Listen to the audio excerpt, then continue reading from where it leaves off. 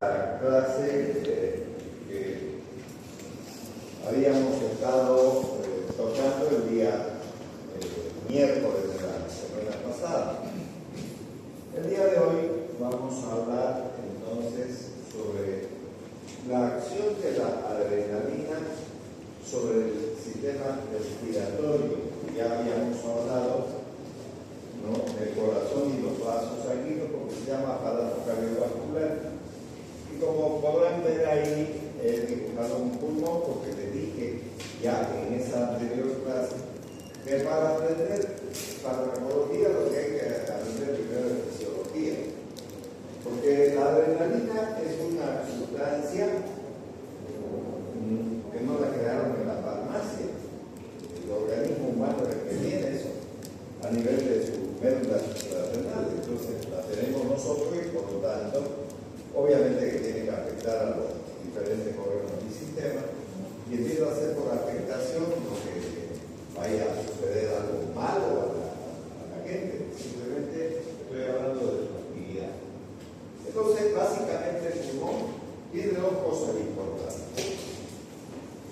Tiene, por un lado, la parte bronquial, que podríamos decir que termina en esos sentidos denominados alveolos, y lógicamente también los vasos sanguíneos, porque ese órgano denominado pulmón realiza el intercambio gaseoso entre los, digamos, bronquiolos terminales, alveolos y vasos sanguíneos. O sea, yo podría dibujar, ¿no es cierto?, un bronquiolo, un alveolo y lógicamente un vaso sanguíneo. Podría hacerlo así. Y entonces lógicamente que el aire, no estoy hablando del oxígeno, estoy hablando del aire. Aquí hay un músculo, que es el que me interesa, porque esto es un músculo liso. Esta vendría a ser la membrana respiratoria. Está constituido por el endotelio alveolar, la membrana basal del capilar y el endotelio capilar. Entonces aquí se va a llevar a cabo ya el ingreso del oxígeno proveniente del aire, y recuerden que el aire está formado por nitrógeno, oxígeno, dióxido de carbono y lógicamente el agua. Esos cuatro elementos forman lo que es el aire, y entonces va a salir de todo este género, va a entrar el oxígeno, ¿verdad?, y va a salir el dióxido de carbono. Entonces, si yo le aplico adrenalina a una persona, al actuar sobre los pulmones que contienen estos elementos básicos, sobre todo la membrana respiratoria, va a actuar sobre los receptores beta-adrenérgicos. ¿Y qué va a hacer? Va a broncodilatar para que pueda fluir mejor el oxígeno y salir mejor el dióxido de carbono. Por eso dice aquí que en el árbol bronquial se produce una poderosa broncodilatación por acción beta-2. O sea, por eso he puesto aquí, ya les he dicho que más que interesarme en la adrenalina, me tiene que interesar donde hay receptores de ella. Entonces esos receptores, como existen dos grupos de ellos, alfa o beta, entonces yo necesito identificar ese receptor.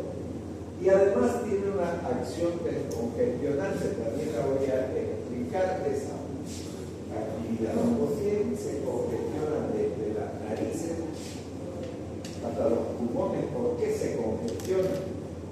Porque estos capilares que están aquí son capilares fenestrados. ¿Qué significa capilares fenestrados? Que tienen poros. Eso tienen los capilares en todas partes de nuestro organismo. Si yo tengo un capilar que es este, y hay un proceso inflamatorio, se vasodilata. Y al vasodilatarse, ¿qué pasa? Se sale el plasma por aquí, por estos poros. y entonces genera edema o inflamación. Pero si yo le pongo adrenalina por su acción alfa, ya no beta, porque la beta es de los bronquios, la alfa es de estos vasos. Entonces la acción alfa va a provocar vasoconstricción y al hacer esto ya no deja salir nada. ¿Por qué me duele la nariz, los ojos y la cabeza cuando estoy con gripe? Porque es un proceso inflamatorio y entonces se abre eso, por de los vasos sanguíneos, y sale plasma y genera edema. Y eso es lo que me produce malestar. Si me pongo gotas vasoconstrictoras, se van a cerrar, no hay edema por esa razón, porque no va a seguir saliendo y se descongestiona. Por eso tiene una acción antidescongestionante. Produce vasoconstricción, aquí lo está diciendo, vasoconstricción en la mucosa de la vía respiratoria y en la circulación pulmonar. Por eso es, pero fíjense, una cosa es vaso y el otro es otra cosa diferente, es bronquio. Esto es bronquio y esto es vaso, no confundamos las cosas. Estos son vasos, vasos sanguíneos capilares que están unidos a uno. Y esto es musculatura de Reinsensen del bronquio. Y entonces estos bronquios tienen este receptor, estos vasos tienen receptores alfa. Por eso digo, más que la adrenalina me interesa saber los receptores, no otra cosa.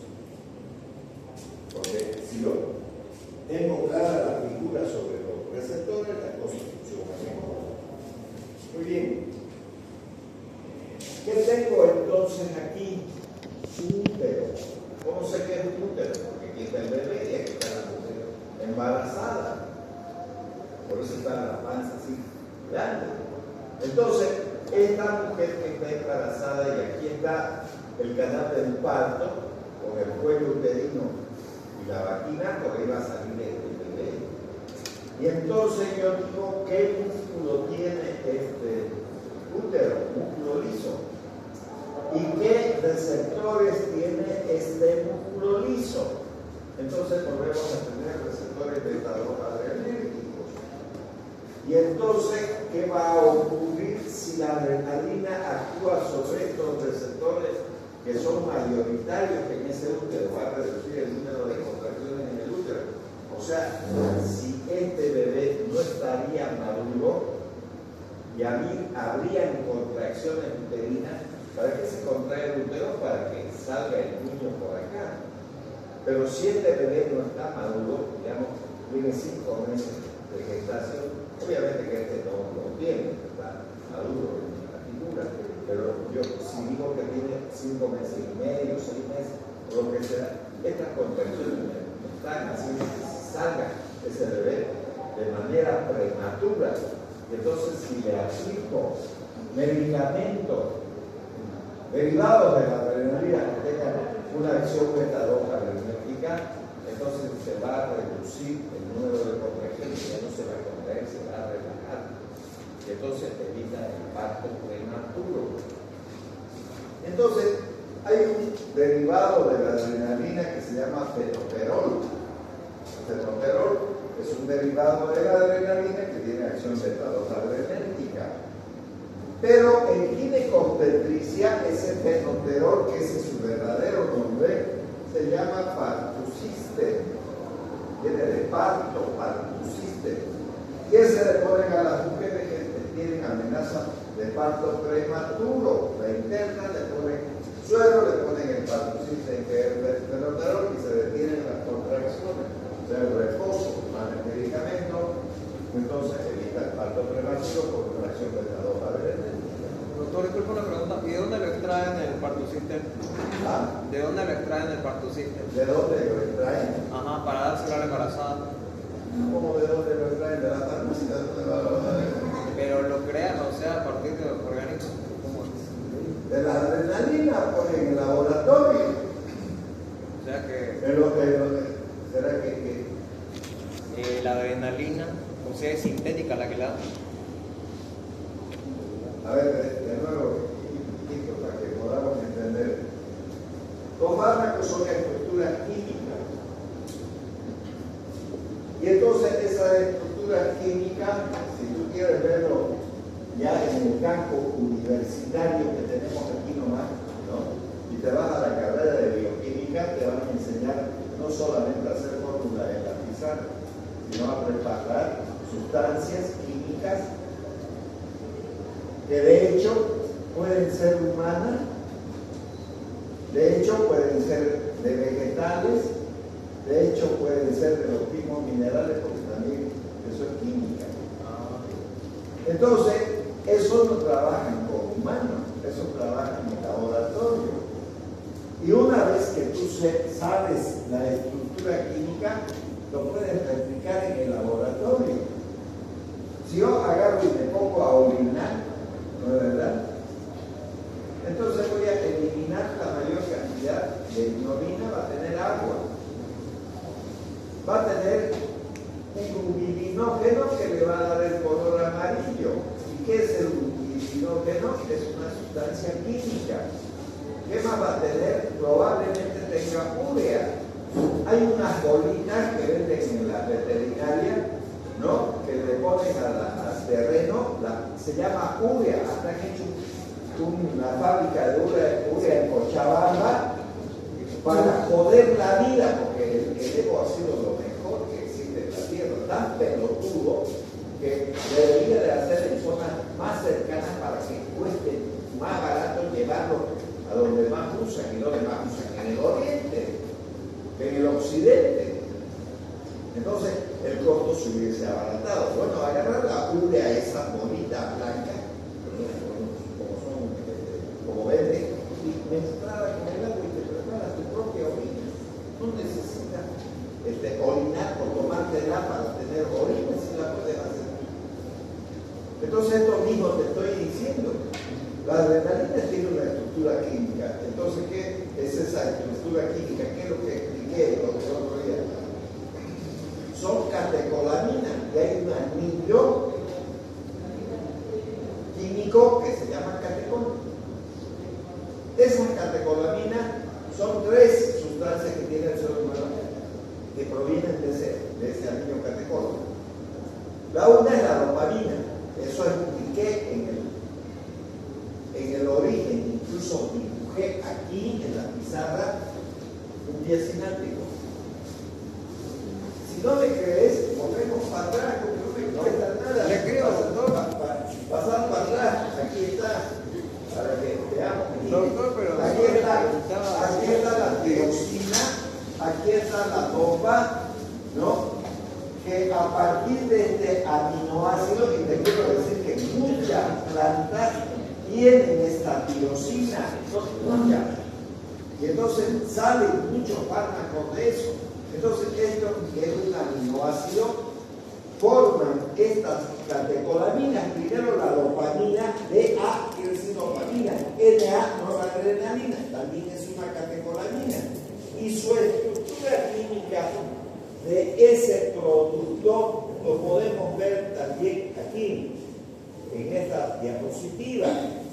Aquí, ahí está, esta es la adrenalina. Y entonces esto que es una estructura química, en los laboratorios la hacen. ¿Cómo se produce tanta? Vamos a estar matando gente para sacar su adrenalina. No. Se sintetizan en los laboratorios. Para eso hay una industria farmacéutica que aquí se llama Terbol, Vita, Inti, no sé qué, digamos más, hay unas cuantas empresas. Por eso la adrenalina natural de Cognia, mientras el producto sintético inicia. Entonces la hacen por síntesis, para eso estudian eso. Ahí, igual los que estudian farmacia viven haciendo esos medicamentos. Entonces, obviamente que hay equipos para organizarlo, y esos equipos cuestan una millonada. ¿Qué hacen estas industrias farmacéuticas que tenemos, que son, digamos, precarias, podríamos decir? Traen los elementos básicos. Por eso no hay medicamentos gratis, todo lo venden en dólares. Pero aquí en la carrera de farmacia, aquí si quieres cruzarte, anda a una clase de industrial, ellos fabrican ahí las cosas. Hay unas ferias, la feria de la universidad, que es en el mes de octubre. Andate a la carrera de farmacia y vas a ver todos los productos que hacen los jabones, todas las cosas que vos quieras. Entonces, cada zapatero juega sus zapatos. Entonces, estamos hablando de farmacología desde el punto de vista médico para aplicarlo, no para hacerlo el fármaco. En cambio, los farmacéuticos hacen la misma farmacología, pero para hacer el producto. Eso, ¿verdad? Facilito. Entonces, eso es lo que estoy diciendo aquí. Ahora, ese farmacéutico, obviamente, cuando se ha estudiado la estructura química de la adrenalina, se ha observado que tiene dos actividades, las alfa y las beta, y de las alfa hay alfa 1, alfa 2, de las beta, beta 1, beta 2 y beta 3. Y entonces yo puedo buscar derivados de la adrenalina que solo tengan esta actividad, que carezcan de la otra, porque yo aquí quiero parar el accionar del infarto, pero no frenar la acción alfa. Si no la freno la acción alfa, entonces voy a tener una mujer que esté pariendo con presión arterial elevada, porque eso es lo que me va a hacer la acción alfa. Yo no quiero la acción alfa, solamente quiero la beta. Los asmáticos solo usan fármacos que tienen acción sobre estos beta receptores, como el salbutamol, fenoterol, etc., o cipreenalina, lo que sea. Entonces, se busca, ¿no, verdad?, un fármaco que tenga acción sobre ese receptor. Por eso les digo diciendo y cada rato, más que importar el fármaco, necesito saber del receptor. Es lo mismo que la vida humana. ¿Qué importa? Pues el hombre le echa la culpa de todo al hombre. Los hombres hablan y listo. Los receptores son los que tienen la culpa. Si las mujeres abren sus tiendas y les escuchan a los hombres sus huevadas y sus mentiras, listo, pues adentro va a dar listo el tipo. ¿No es verdad? ¿De quién depende eso? De la mujer. Ella dice no, que no, y listo, se acabó la cosa. No hay aquí putía. Entonces, eso es lo mismo. ¿Qué me importa a mí mucho la adrenalina? Lo que me importa dónde hay receptores, porque la adrenalina misma la tenemos nosotros, pero la necesitamos. Claro que la necesitamos, porque si hay un paro cardíaco, ¿qué voy a hacer? ¿Qué voy a hacer? Le voy a poner, obviamente, en el quinto espacio intercostal, el medicamento para que vuelva a funcionar el corazón, porque si no hay, no voy a estar buscando venas, no hay circulación, pues. Burrera eso, ¿no es? Hasta la lógica me dice, oye, métele al corazón. Obviamente que las mujeres son más problemáticas para eso, porque tienen los senos, y muchas de ellas tienen senos grandes y es más difícil aplicar sin dañar a veces otros órganos como el pulmón. Porque, de hecho, esto que he dibujado aquí tendría que estar el corazón. Si yo le meto, tal vez daño el pulmón también, ¿no es verdad? Entonces, de eso se trata. Entonces, por eso estoy poniendo en cada órgano el receptor, porque quiero saber la adrenalina, que es una sustancia que tiene alfa y beta, ¿qué hace en ese órgano? ¿Qué hace? Entonces, al hacer, estoy diciendo cuál es su acción en ese lugar. ¿Qué tengo que saber como médico? La acción. Entonces, yo no soy tan boludo. Si hay estas posibilidades y tengo este problema de aquí, que lo voy a hacer mucho más simple, ¿no es verdad? Este problema de aquí. Entonces, puedo tener este paciente que tenga asma. Entonces, ¿cuál es la afectación del asma? En el pulmón. Y entonces, si yo me fijo aquí, dice clarito, el árbol bronquial produce una poderosa acción broncodilatadora beta 2.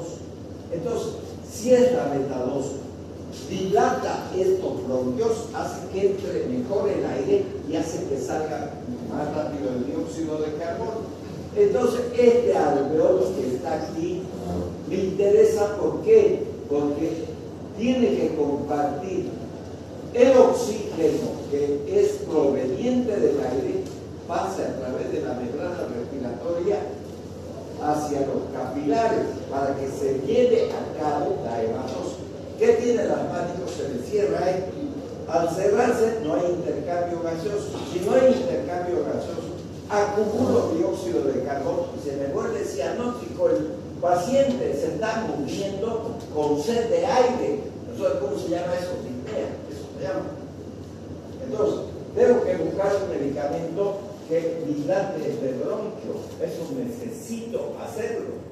Entonces, en la medida que yo elija un fármaco específico de eso, ahora, ¿dónde lo separaron?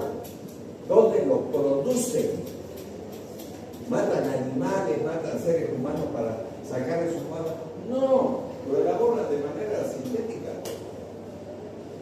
Te voy a decir, hay una asignatura que se llama biotecnología. Esto para comenzar con la biotecnología de manera rápida. El yogur es producido por las bacterias. A las bacterias las hacen trabajar ese producto tan rico, frutado o todo lo que le quieran llamar. Entonces, eso lo hacen las bacterias. ¿Saben quién hace la insulina? Antes, ¿qué hacían? Mataban cerdos y mataban vacas para sacarle la insulina. Eso hacían. ¿Y saben quiénes descubrieron? Unos estudiantes descubrieron eso, de medicina de último año en Estados Unidos. Y resolvieron los problemas de los diabéticos. Entonces, ya cuando esos salieron profesionales, obviamente su trabajo fue grande. Pero después, ¿qué hicieron? Buscaron a una bacteria que se llama Escherichia coli, que tenemos en nuestra panza. La agarraron a la Escherichia coli y le injertaron un gen humano. Y la Escherichia coli es la que produce la insulina que tenemos. Eso se llama biotecnología. Entonces, ya está. Y eso lo hacen en la industria farmacéutica.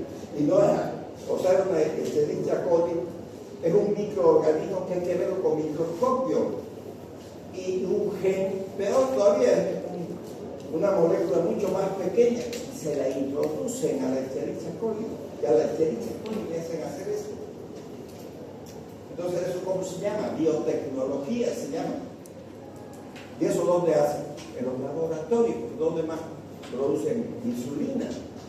Todo se puede hacer en esta vida, todo.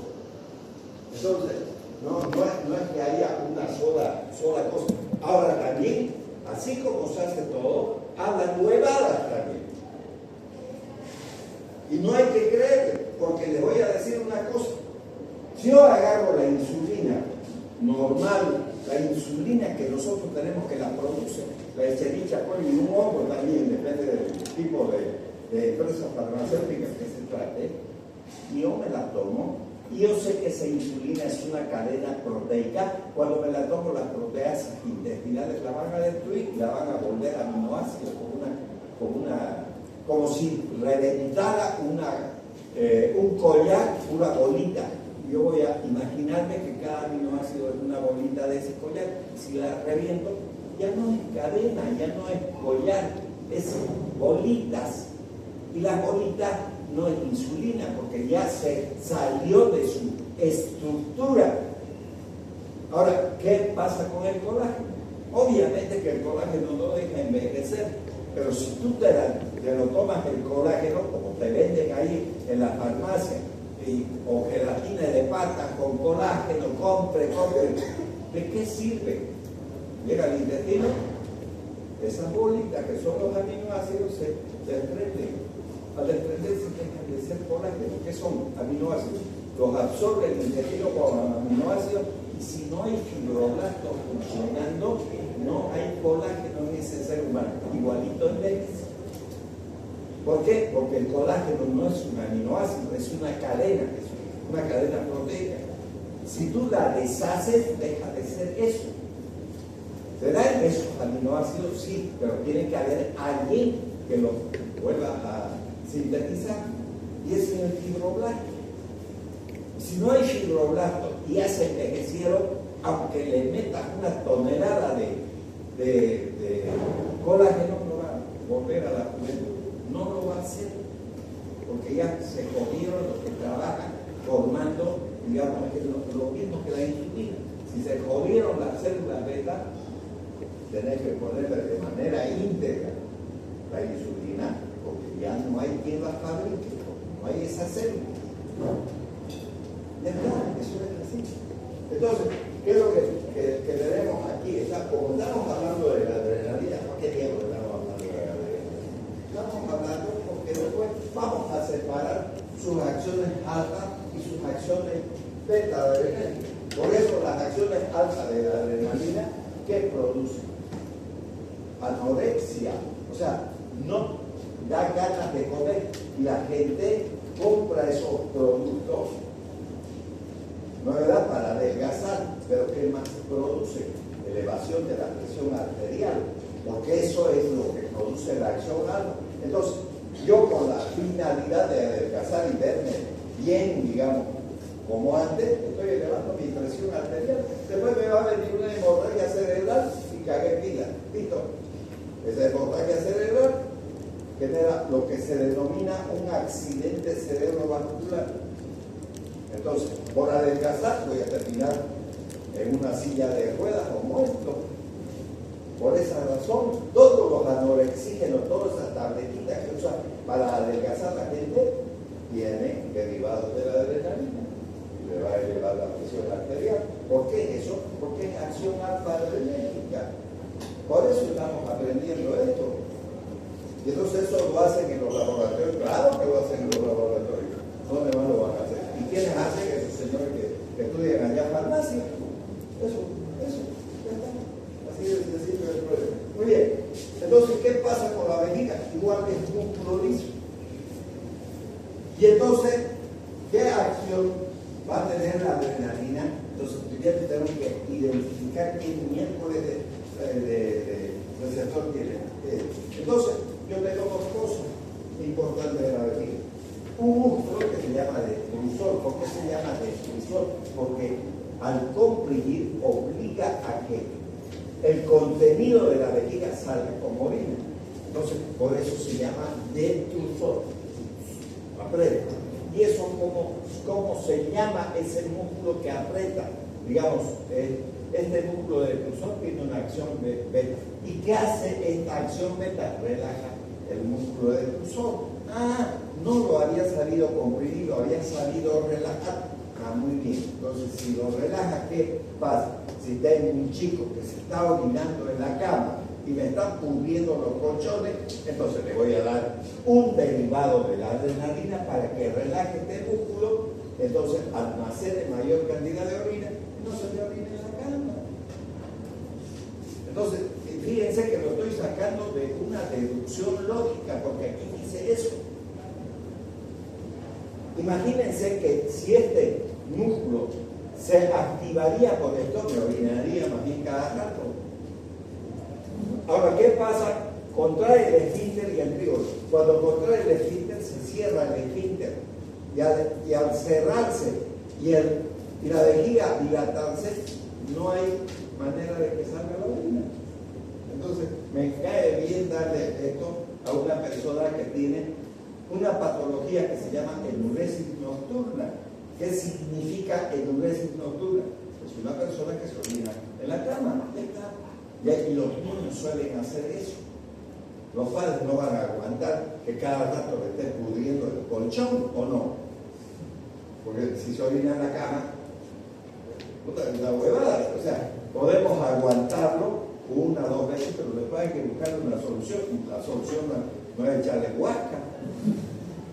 No, ninguna solución, hay que llevar al médico, debe de haber alguna razón por la que se está orinando, porque no es normal que ya un niño, digamos, grandecito, vamos a poner 5 o 6 años, se esté orinando en la cama. ¿Estamos de acuerdo con que un recién nacido se orine en la cama o no? Yo, por ejemplo, estoy totalmente de acuerdo y además es lógico que un niño que tenga 1 o 2 meses se orine en la cama. ¿Qué quiere que le haga? Si no va a poderse levantar. Pero si ya tiene 5 o 6 años y está yendo al kinder, no, ya no No es tiempo que siga orinándose ahí en la cama, tiene que aprender, pues, ¿no verdad? Y si no aprende, algo debe de andar mal, entonces hay que llevar al médico, ¿no? No. Cualquier día lo sigue, ¿no? Para eso sirve. Ya. Entonces, ahora, nos vamos al ojo. El iris, que es la pupila. Entonces, ¿qué va a generar una contracción? No de la pupila, sino del músculo, ¿no? Radial de la pupila o del iris, músculo radial. Esa es una acción alfa y entonces produce lidiasis, o sea, dilatación de la pupila. Al dilatar la pupila entra más luz y si entra más luz, entonces eso ¿cuándo va a ocurrir de manera natural? Cuando sea la noche. Si apago la luz de todo, se va a dilatar la pupila.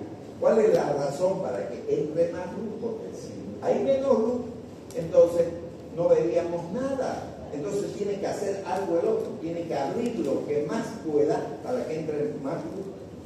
Si yo no quiero que esta cortina me estorbe, tengo que abrir la cortina para que entre más luz. Es lógico eso. Y eso ¿quién hace? Un músculo que al estirar la pupila la abre más. Entonces, eso es lo que va a ocurrir. Entonces, ¿sirve eso? Porque yo quiero hacer un fondo de ojo o un oftalmoscopio. ¿Qué debo de tener para hacer un fondo de ojo? Tengo que dilatar de la pupila, porque si abro más, entonces voy a mejor mirar, ¿o no? ¿O no? Es lógico, claro. Todo, en la medicina todo es lógico, toda es una lógica si nosotros entendemos, y vuelvo a repetir, dónde se ubican los benditos receptores. Si eso sabemos, entonces todo va a funcionar. Ya, vamos al estómago. Entonces, predomina la acción relajadora beta sobre la contractora. ¿Por qué? Porque el parasimpático es el que genera las contracciones con la acetilcolina y no la adrenalina. La adrenalina siempre se va a oponer a la actividad parasimpática. Es decir, si yo tengo y hablo de mi estómago, entonces obligatoriamente debo de decir que el estómago, ¿qué hace? Tiene acciones secretorias y tiene acciones motoras. ¿Cuáles son las secretoras? La que permite la secreción de ciertas sustancias, por ejemplo, el ácido clorhídrico. El ácido clorhídrico existe en el estómago y se secreta, no es verdad, para que se genere la digestión. Y el otro elemento que tiene el estómago, por ejemplo, que estoy poniendo del aparato digestivo, es que va a mezclar el alimento con el ácido. Porque ya puse como ejemplo el ácido. Y en segundo lugar, va a generar contracción para que se vacíe ese estómago. Entonces, hay movimientos de mezcla y movimientos propulsivos. ¿Quién realiza eso? La acetilcolina. Entonces, ¿qué hace la adrenalina? Lo opuesto. Si es lo opuesto, entonces va a relajar, no va a contraer. Entonces, es una acción benéfica sobre la contractora que está. A este efecto se suma también una acción inhibitoria de la liberación de la acetilcolina. Vean, esta acetilcolina es el que gobierna el intestino. ¿No es verdad? Células del plexo entérico. Ahí también hay una participación del plexo entérico, que es un plexo propio del intestino. ¿Ya? Seguimos entonces. Efecto sobre el metabolismo. Es importante, hace un momento les dije incluso que estos medicamentos pueden utilizarse con la finalidad de adelgazar. Entonces vamos a ver si eso es cierto en estos efectos metabólicos. Y también vamos a hablar de algunas cosas que no son del todo ciertas en la vida.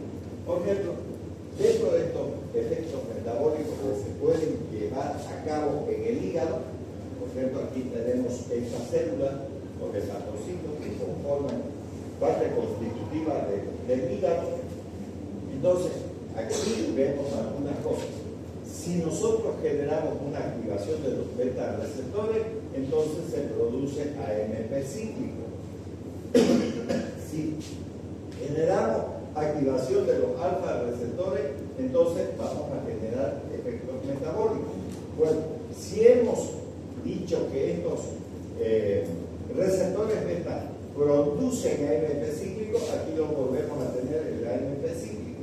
Entonces el hígado cuando produce AMP cíclico, que es el segundo mensajero, que quiere decir adenosín monofosfato cíclico, entonces va a activar la proteína quinasa A. Esta proteína quinasa A va a generar actividades sobre enzimas. Por ejemplo, va a generar la fosforilización de la glucógeno sintasa, impidiendo e inactivando la incorporación de unidades de glucosa. Entonces eso también lo podemos hacer para que lo vean en la pizarra. Si yo tengo aquí una célula hepática, entonces a través de un receptor de insulina que tiene dos subunidades, una alfa y otra beta, entonces esta insulina se va a unir a estas subunidades alfa, dos moléculas de insulina. Esa insulina va a generar dos actividades. Una actividad centrada en la transcripción genética, o sea, va a ir al núcleo del hepatocito, donde obviamente está la cadena de ADN. Entonces, ya ahí. Y entonces, a través de esta cadena de ADN, para hacerlo corto, va a formar una ARN polimerasa. Esa ARN polimerasa genera un primer elemento que va a salir de aquí, que es el ARN mensajero. Ese ARN mensajero va a ir a otro ARN. Este ARN se llama ribosomal. Y como esto es como una cinta, entonces va a entrar aquí para que se sinteticen proteínas. ¿Qué proteínas? Las GLUT. ¿Qué significa GLUT? Transportadores de glucosa. Y como este es un hepatocito, este es un transportador de glucosa 4. ¿Qué va a hacer este transportador? Va a ir hacia unos poros o unos orificios, si ustedes quieren así, para que la glucosa entre aquí. Y entonces este transportador de glucosa va a transportar la glucosa acá adentro. Y entonces esta glucosa, como no puede quedarse como tal, entonces se va a transformar en glucosa 1-fosfato. Esta glucosa 1-fosfato luego se va a transformar en glucosa 6-fosfato. Después esta glucosa 6-fosfato se va a transformar en uridín difosfoglucosa. Y después de esto, entonces se va a almacenar como glucógeno. Entonces este glucógeno que está almacenado necesita obligatoriamente de la participación de diferentes enzimas. Dentro de esas enzimas está esta glucógeno sintasa. ¿Y qué dice aquí? Genera la fosforilización de esta enzima llamada glucógeno sintasa o sintetasa, si ustedes quieren, impidiendo e inactivando la incorporación de glucosa a glucógeno. O sea, va a interrumpir este proceso que acabo de mencionar. No va a dejar que ya se siga, digamos, almacenando el glucógeno. Además, esta proteína quinasa A va a estimular otra enzima, que es la fosforilización y activación de la fosforilasa sinasa. Entonces, esta fosforilasa activa el almacenamiento del glucógeno y genera una fosforilización de ese glucógeno, enzima que convierte otra vez el glucógeno en glucosa 1-fosfato. Aquí la tenemos, para que se salga esta glucosa así.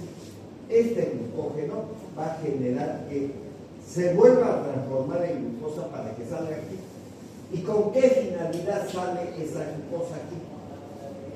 Con la finalidad de colaborar con ese ser vivo, porque pueden ser las aves y entonces los hará volar. Y en los seres humanos, el estrés hace que salga esta glucosa, o sea, se libere adrenalina, esta glucosa se transforma en glucosa para la lucha, para la pelea, para la disputa, para el problema que tenga el sujeto. Entonces, ese resultado va a incrementar la glucogenólisis. ¿Qué significa glucogenólisis? La destrucción del glucógeno que se transforma en glucosa para aumentar los niveles de glucosa en una persona que tiene mucha actividad, ya sea en la física, de estrés o lo que sea. Pero va a aumentar el metabolismo en el músculo. Entonces va a aumentar un problema que es la hiperlacticidemia, o sea, va a generar la glucólisis anaerobia produciendo ácido láctico. ¿Cuándo hacemos eso? ¿Cuándo producimos ácido láctico? Si yo semanas no hago ejercicio y me pongo a trotar, entonces va a producirse lo que llamamos macuca. Y esa macuca al día siguiente no me va a dejar ni levantar. Entonces digo, nunca más me vuelvo a poner a hacer ejercicio porque me siento mal. Entonces, ¿qué ha pasado con ese ejercicio? Gasté mi glucosa, pero usé un mecanismo que es la glucólisis anaerobia.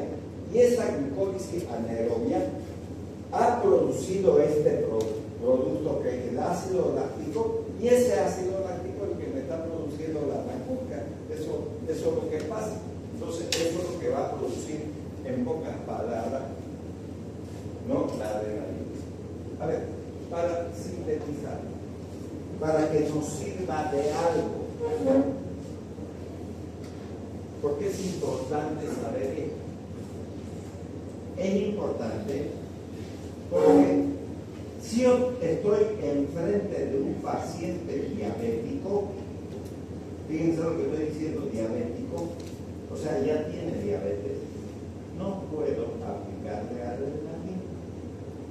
Porque si le aplico adrenalina, entonces esta bendita adrenalina, ya hemos dicho aquí, que va a frenar el almacenamiento del glucógeno, no va a dejar que se almacene glucógeno.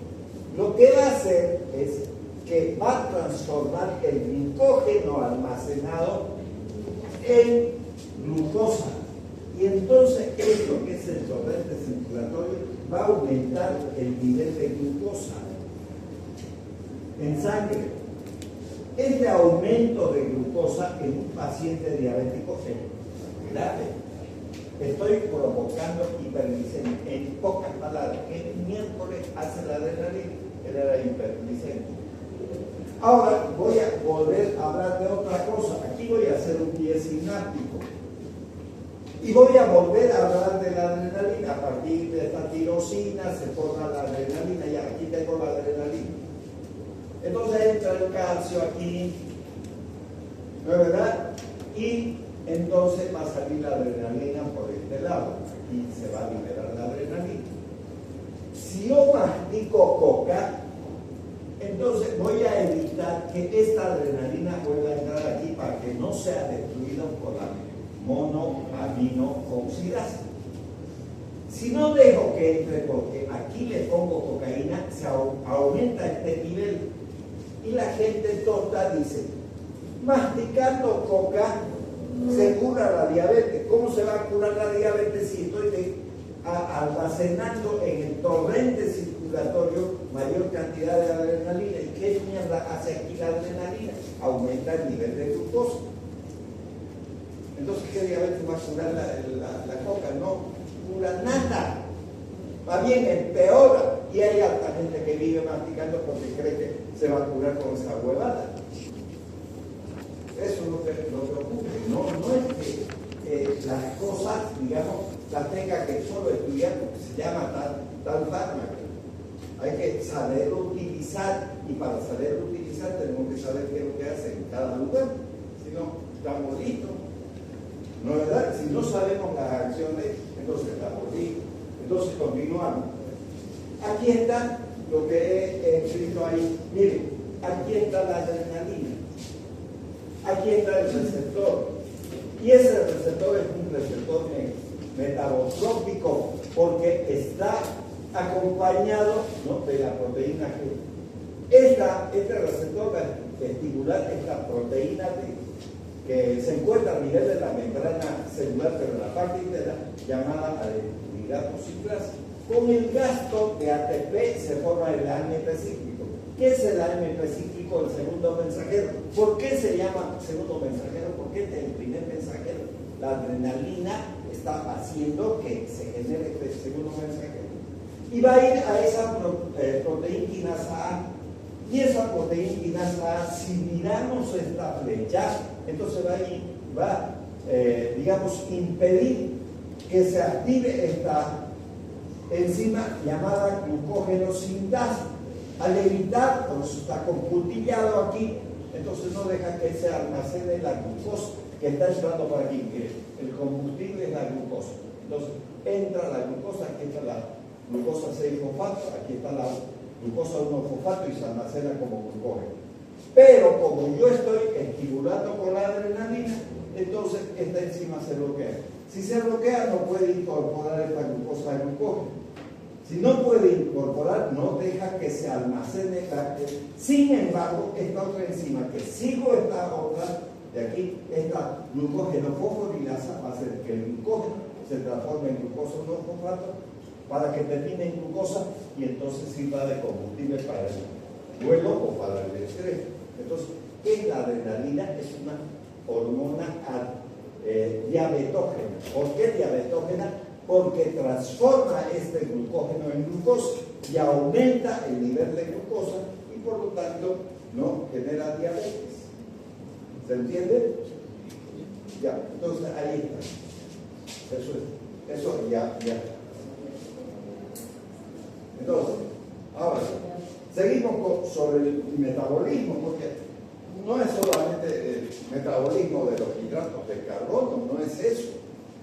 Entonces, dentro de estos metabolitos, otra vez tenemos esta proteína quinasa que genera la fosfolipasa y activa la triglicéridolipasa. Entonces, los triglicéridos, ¿no es verdad?, van a tener que ver con esta enzima, por eso se llama triglicéridolipasa, que son los triglicéridos, son lípidos, y de ahí viene el nombre de esta enzima. ¿Qué hace esta enzima? Entonces, favorece la lipólisis. ¿Qué significa lipólisis?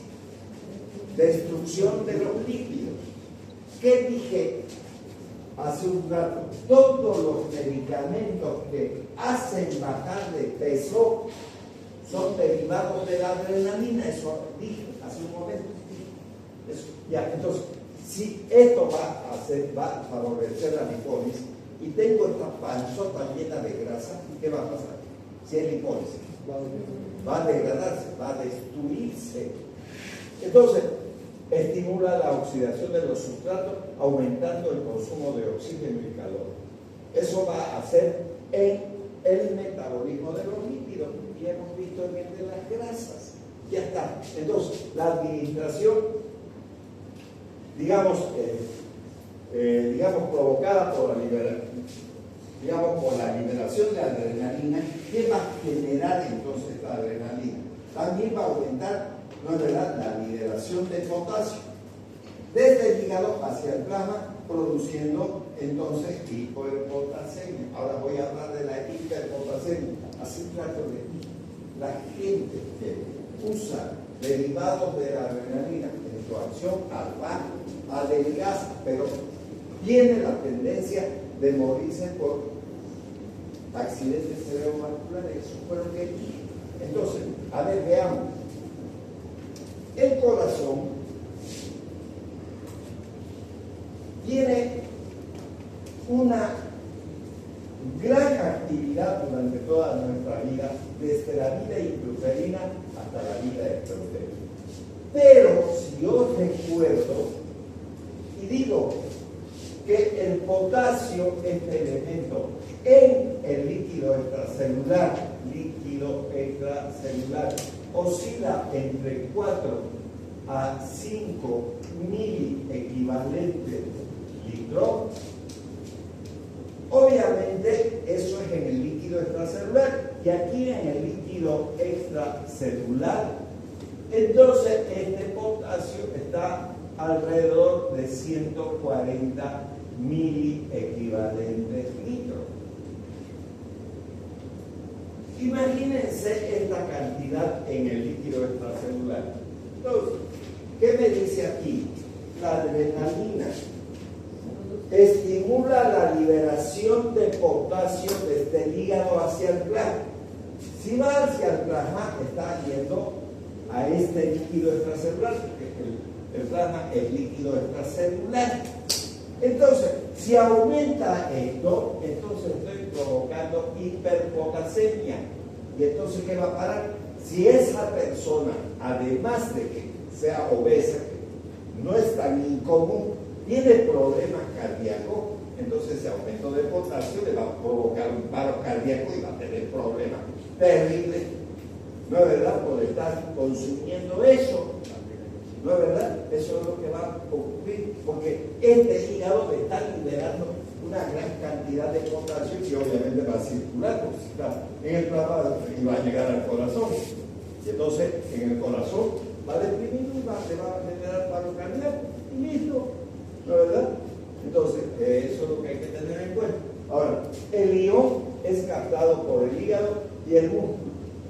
Y la caliemia, no dice aquí calcemia, la caliemia, calium se escribe con K, y entonces la letra K, símbolo de kinesia, del potasio. Entonces, la caliemia, no dice calcemia, que quede claro, desciende por periodos más o menos prolongados. ¿No? Digamos, esa liberación que se ha producido va a volver a la normalidad, pero en un tiempo, digamos, más prolongado. ¿Ya? Entonces, es importante que nosotros sepamos ya acción de la adrenalina sobre el músculo estriado. Vamos a ver también qué hace sobre el músculo estriado. Ya hemos hablado sobre los metabolismos, entonces ahora veamos qué hace la adrenalina en el músculo estriado. Si nosotros aplicamos adrenalina a un ser humano, por su acción alta en el músculo estriado, actúa en la terminación presináptica motora y facilita la liberación de acetilcolina en la placa motriz. Entonces, bueno, vamos a ponerlo con un ejemplo para que ustedes vean lo que va a ocurrir. Si yo veo que por esa puerta y el ambiente está vacío, entra un tigre, ¿qué creen que va a suceder en mi organismo? De miedo voy a empezar a secretar adrenalina. Eso voy a hacer. Por el miedo, entonces, mi médula suprarrenal va a liberar adrenalina. Y si yo leo esto y la mayor parte de mis piernas, mis brazos y todo mi cuerpo externamente está cubierto de músculo esquelético, entonces al actuar sobre receptores alfa va a actuar en la terminación presináptica motora, es decir, en la unión entre el músculo, si se quiere, y el sistema nervioso. ¿Por qué el sistema nervioso? Porque mi vista lo vio al tigre, se integró en mi cabeza y sé que ese animal me va a matar. Si no hago algo para resolver mi problema de vida, entonces miro esa ventana y voy a correr para saltar por ahí, porque la adrenalina me está generando que yo me defienda y entonces sigo leyendo. Facilita la liberación de acetilcolina. ¿Qué neurotransmisor está en la placa motora neuromuscular? La acetilcolina. Esa acetilcolina hace que haya contracción, relajación, que la voy a ocupar porque esté corriendo. Por eso dice en la placa motriz. ¿Cómo se llama? La unión neuromuscular. Es decir, entre el nervio y el músculo se llama placa motriz. La acción beta aporta el músculo estriado activo en el músculo rojo como consecuencia del secuestro del calcio en el retículo sarcopálico. ¿Para qué necesito el calcio? Para que los filamentos de actina y miosina, recordemos que la unidad motora y funcional del músculo esquelético se llama sarcómero. Ese sarcómero está constituido por dos bandas Z. De esas bandas Z salen unos filamentos que son los filamentos delgados de actina. Ya, ahí tenemos los de actina. Y los de miosina, que son los más gruesos, van en el medio. Entonces ya, van en el medio. Entonces ya tenemos así. Entonces, ya tenemos las arterias. Ahora, estos filamentos de miosina tienen unas bisagras, tienen unos brazos, tienen unas cabezas, y los de actina tienen una proteína que se llama troponina. Esa troponina une al calcio, una de sus partes une al calcio y a la cabeza. Entonces la cabeza hace qué? Como este brazo hace. Entonces, ¿qué hace? Entonces traslada la actina sobre el filamento de miosina y se realiza la contracción de la musculatura. Pero tiene que haber la presencia del calcio. Entonces aquí dice, acorta el estriado, acorta el estriado. O sea, produce contracción, ¿no? Del músculo rojo, es el músculo estriado, como consecuencia del secuestro del calcio en el retículo sarcomar. Facilita la descarga de los usos musculares, o sea, los potenciales de acción que se forman en el músculo, entonces se van a descargar. Y como consecuencia de esas reacciones puede llegar a producir temblor muscular. ¿Qué significa temblor muscular? Cuando vean a esos viejitos que hacen eso, ¿no? Y ese es el temblor, ¿no? ¿Han visto en los ancianos? Hacen así, ya. Ahora, veamos desde el punto de vista práctico, ¿para qué me sirve eso? Si yo a un anciano que me estorba, porque nos estorban los ancianos, aunque ustedes no lo crean, nos estorban en la vida, porque hay que cuidarlos como a niños, y si hay que cuidarlos como a niños, hasta hay que darles de comer, pero como yo soy una persona joven y tengo que trabajar, no estoy para tenerlo todo el tiempo a mi lado, aunque sea mi padre o mi madre, no importa. Entonces yo le traigo un plato de sopa y se la pongo ahí. Y le digo, mamá o papá, come, digamos. Entonces empieza a temblar y todito lo chorrea. Cuando llega aquí, no come nada. Todito lo va botando. ¿Está bueno eso? No. Entonces hay que darle algún medicamento, ¿no? Si esa es una acción beta, esta de aquí, yo tengo que darle beta bloqueante. Por ejemplo, podría darle... por decir una cosa, atenolol o propranolol podría darle, que es un medicamento bloqueante beta-adrenérgico. Si le doy eso, deja de temblar. Si deja de temblar, entonces ya ni va a poder comer. Pero además ese medicamento que acabo de mencionar baja la presión arterial y la mayor parte de la gente vieja, por la misma arteriosclerosis, tiene hipertensión arterial. Entonces mato dos pájaros de un tiro, le quito el temblor y le bajo la presión arterial, ya está. Lo de malo de ese medicamento que no es conveniente darle a los hombres en etapa juvenil, o sea, como ustedes, no sirve, aunque tengan hipertensión. ¿Por qué? Porque al actuar sobre la musculatura esquelética también afecta los órganos sexuales y entonces genera impotencia. Entonces la mujer va a tener que buscarse a dejar dinero para que por lo menos la console, ya está. Si quieren tomar eso, háganlo, te va a pagar el temblor, pero el canario va a estar muerto. Ya, si ustedes quieren, ya está.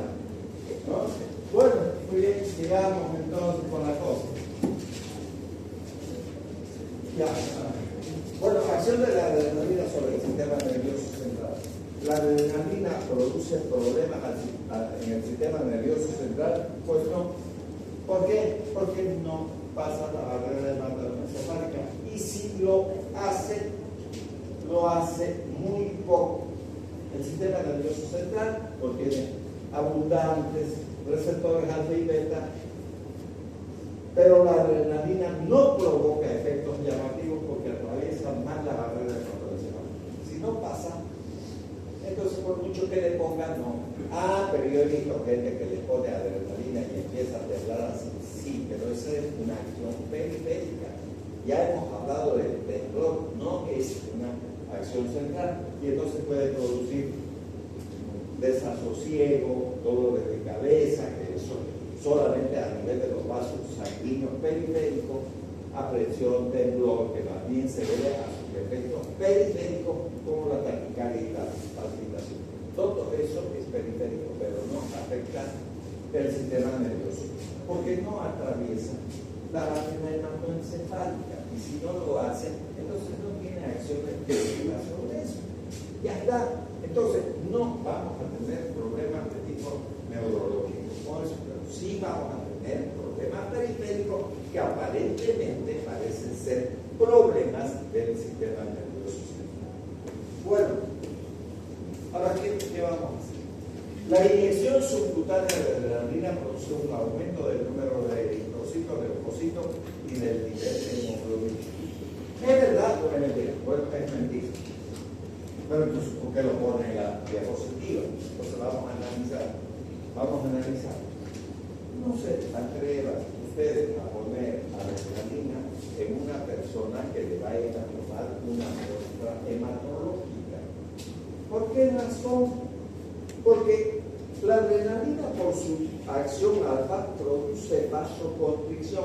Si yo contraigo esto que en apariencia es un vaso, ¿qué estoy haciendo? Estoy reduciendo la luz de lo que era así, lo estoy volviendo más chico.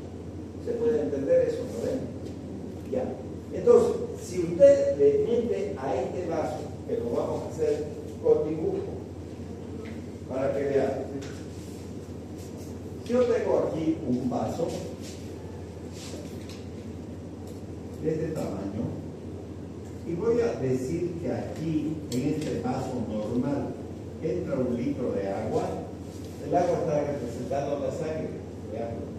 Si yo vasodilato, tengo que hacer el mismo tamaño, pero al vasodilatar estoy haciendo que se vuelva más ancho.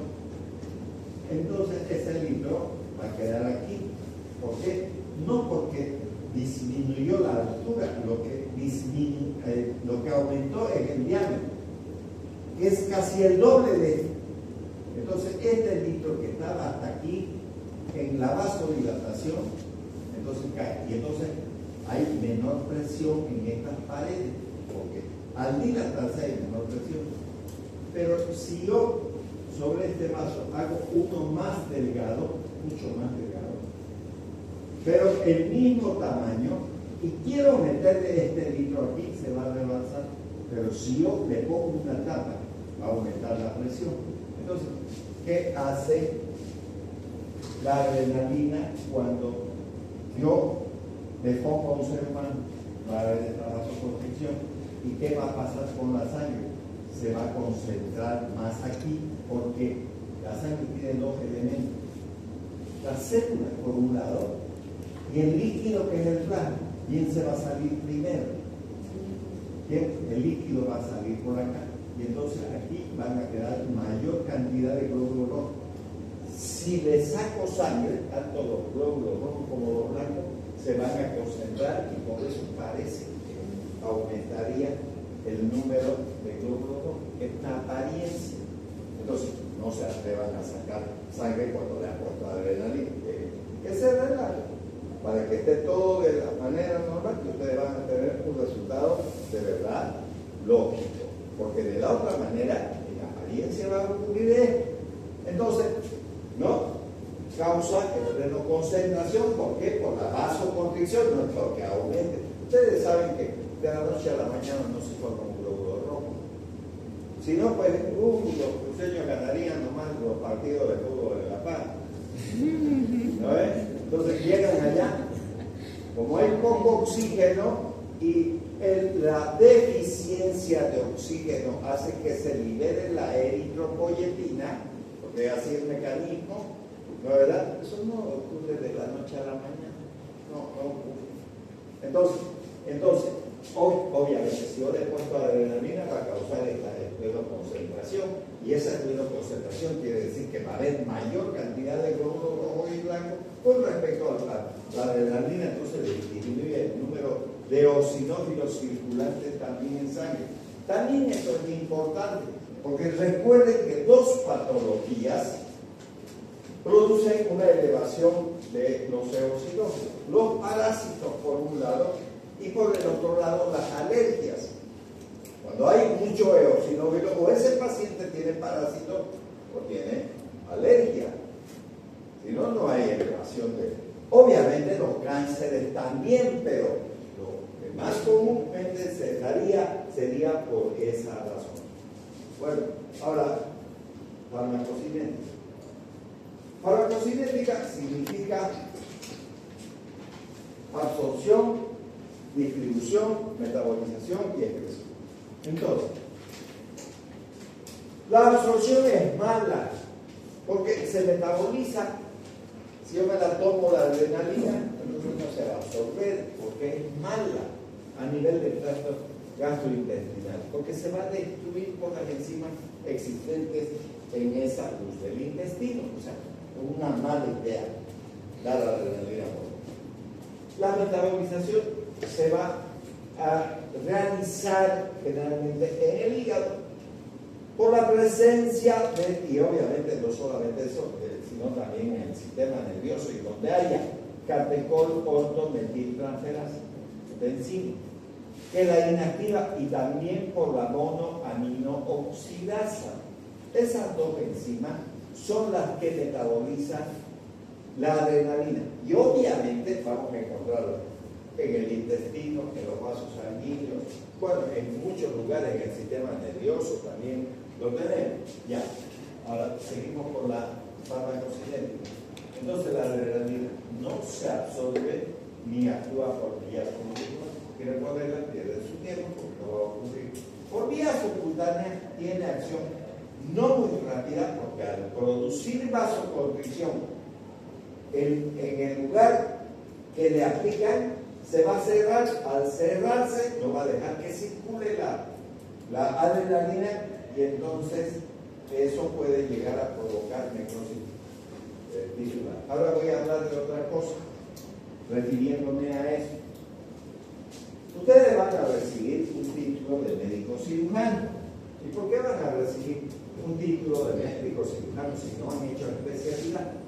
Porque básicamente todos ustedes, cuando hagan las prácticas de las diferentes cirugías, van a comenzar con las cirugías, digamos, las pequeñas cirugías, si ustedes quieren que yo hable en ese sentido. Si alguien recibe un machetazo, van a usar lidocaína y le van a poner en la herida para que cuando hagan la sutura no le duela al individuo. Si esa herida es más profunda, entonces van a tener que afrontar tejido por tejido, o sea, el muscular con el muscular, la aponeurosis con la aponeurosis, el tejido, digamos, adiposo con el tejido adiposo, y así sucesivamente hasta que termine, digamos, de reparar el herida. ¿Cuál sería el problema mayúsculo para un cirujano? Que le duela, para eso está el anestésico y ya está. El otro problema sería que sangre mucho, esté sangrando, y entonces la herida, que es como una boca que tengo aquí, yo no quisiera que sangre nada, porque tendría que estarle diciendo a la enfermera, por favor, séqueme para que lo haga plano por plano. Entonces no quiero yo hacer eso. Y además, no quiero que se pase el anestésico rápidamente. ¿Qué puedo hacer entonces? Me voy a la farmacia, pues le pido al paciente que se compre lidocaína más adrenalina, por decir, al 1%. Entonces, me trae un frasco de 20 ml, mezclada la adrenalina con el anestésico. Si la herida está aquí, no hay ningún problema que ustedes hagan eso, porque hay gente exigente, aunque sea hombre. Porque piensa que porque son hombres, digamos, no importa, pues, que quede fea la cicatriz, que importa, darle hombre, digamos. Pues, le dirán más allá cara cortada, brazo cortado, lo que sea, digamos. Pero las damas no. Las damas quieren mantener su belleza bonita, todo eso. Entonces, ¿qué tendría que hacer un cirujano, digamos, si tiene una herida? Decirle a ella que sí le puede hacer una cirugía estética, pero se va a comprar un hilo mucho más delgado, depende del lugar, puede ser 6-0 o lo que sea, digamos, un hilo más delgado. Entonces va a hacer esa cirugía. Y entonces yo necesito tener más que la necesidad. Entonces, ¿qué hago? Lo meto con adrenalina. Entonces, lidocaína más adrenalina, le pongo. Al ponerle, ¿no es verdad? Ahí, entonces va a durar más tiempo. ¿Por qué va a durar más tiempo? Porque la adrenalina va a hacer esto, va a generar vasoconstricción. Al generar vasoconstricción no hay circulación. Si no hay circulación, entonces no se va a ir al anestésico. Si no se va a ir al anestésico, entonces va a durar más. Está claro eso, ¿no es? Pero solamente pueden hacer cirugía así en lugares amplios. Nunca y jamás esa mezcla aquí. Ahora voy a hablar de lo de aquí. Yo soy un carnicero y quiero llamarle a mi cliente que me está comprando carne, digamos, ¿no es verdad? Con mi dedo. Quiero regalarle mi dedo. Y le tiro y ya, suelta el dedo y me acordé. El cliente casi se pone a llorar más que yo, digamos, y me lleva al cirujano. Y entonces, como está sangrando una barbaridad de esto, se me ocurre como cirujano mezclar, digamos, adrenalina con lidocaína para que dure más y pueda desde unir, si se quiere, el hueso, seguir plano por plano, y eso me va a llevar mucho tiempo y está sangrando mucho eso. Yo no quiero que sangre, le pongo un vasoconstrictor. Entonces, recordemos que este es el dedo suelto, está suelto así. Entonces, este es el extremo donde está la uña, y esto es el dedo que está conectado a la demás parte del cuerpo. Aquí no habría problema porque circula y nutre, pero cuando yo le pongo con epinefrina, entonces tengo que ponerle también aquí. Y al poner aquí va a haber vasoconstricción. Y como esto está suelto, entonces no hay quien nutra a él. Y al no haber quien nutra por la vasoconstricción, entonces no hay llegada de sangre. ¿Por qué se va a nutrir con el tejido? ¿Acaso no se nutre de sangre? Pero si yo lo cierro, no hay que se nutra. Entonces el cirujano puede hacer una bonita cirugía, todo. Le dicen, va a volver de aquí a 48 horas para que se lo vea los puntos. Cuando vuelve todo está molido. No se debe de hacer eso en terminales vasculares. ¿Cuáles son las terminales vasculares? Todo, tanto de los pies como de la mano. Eso no pueden hacer. No pueden hacer con el lóbulo de la oreja. No pueden hacer. Porque si lo hacen, entonces se va a caer y le van a decir mucho el viernes. Mañana no, porque el cirujano bonito lo dejó mucho de aquí. ¿No? Y son infrecuentes esos problemas. No, porque a las mujeres les gusta, yo no sé para qué mierda habrán inventado unos jaros que parecen para colgar una lorita ahí, ¿no? Unos jaros así, ahí. Se compra la basurora y le ponen ahí. ¿Saben qué hacen los delincuentes de estos de los pitilleros y todos esos vagabundos? Con los dedos le meten agarran y arrancan oreja y todo. Entonces tienen que volar al cirujano. Si hace eso el cirujano, te jodió el pabellón de la oreja. Entonces, no en terminales nerviosas se debe de mezclar la adrenalina con la lidocaína. Ahí ya venden en la farmacia, usted va y le pide eso, y entonces ya le van a dar. Bueno, muy bien, entonces ya saben ese otro hecho también.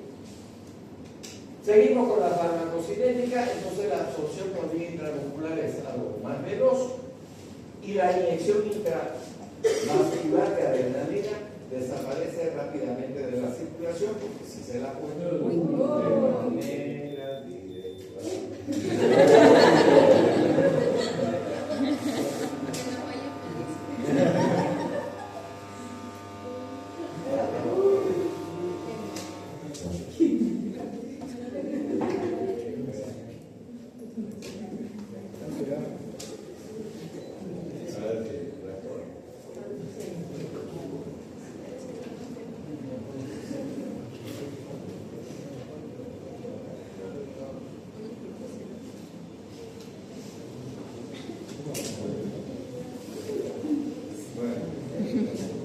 Ya estábamos diciendo que si le aplica por vía intravenosa directa, entonces va a desaparecer rápido de la circulación, pero para efectuar tremendos problemas, porque rápidamente también puede llevar a una situación de elevación de la presión arterial. Parece que no va a funcionar. Okay. Ahí. Ya. Entonces eso es lo que va a llevar, digamos, si se le pone por vía intravenosa. Recuerden que no se debe de aplicar la adrenalina por vía intravenosa cuando existe paro cardíaco. Si hay paro cardíaco, no funciona la bomba. Si no funciona la bomba, no hay circulación. Si no hay circulación, no pasa más nada. O sea, pierden su tiempo. Ya pasa de los tejidos como ser el corazón, hígado, riñón, vasos, escasas cantidades llegan al cerebro, porque ya hemos dicho que no pasa la barrera hematoencefálica, o sea que no hay muchos problemas con respecto, digamos, al sistema nervioso central. Ya, eso sí ocurriese ese hecho. Ya, seguimos. ¿Puede absorberse por la mucosa nasal? En realidad no, pero es muy útil la mucosa nasal.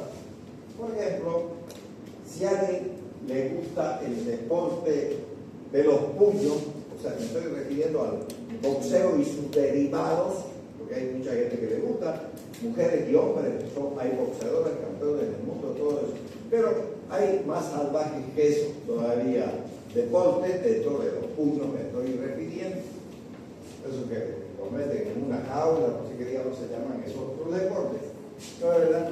Entonces, esa gente no se acaricia, se golpea de verdad. Y vuelvo a repetir, hay mujeres y hombres, no que sea el deporte solamente de la mujer. Entonces, generan hemorragias nasales.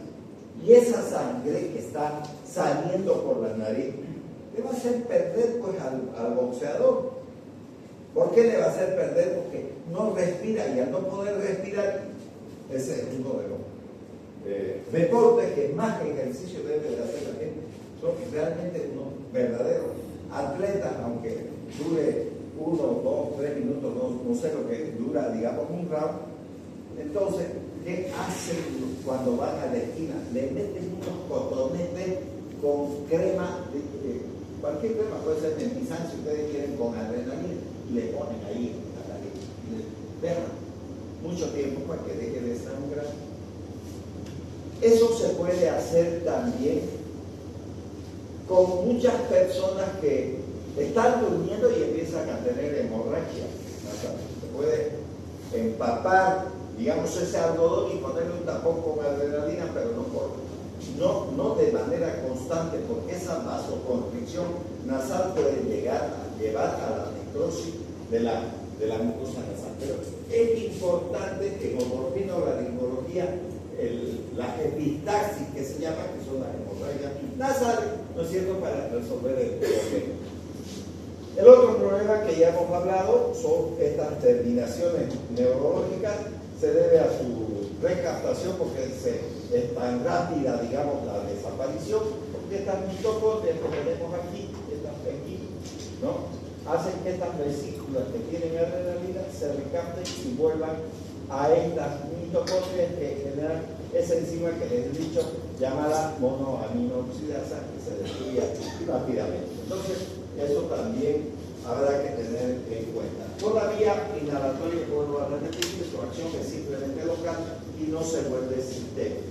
Ya dentro de las reacciones adversas, no es conveniente la aplicación de adrenalina en el hipertiroidismo, porque eso, de hecho, los hipertiroideos, ¿no es verdad? Ya de hecho tienen temblores, tienen varios elementos que aumentarían la problemática si se administra adrenalina. Entonces, la mayoría de las reacciones adversas son signos de hiperactividad adrenérgica cuya intensidad depende lógicamente de la dosis y del estímulo previo a la función cardiovascular.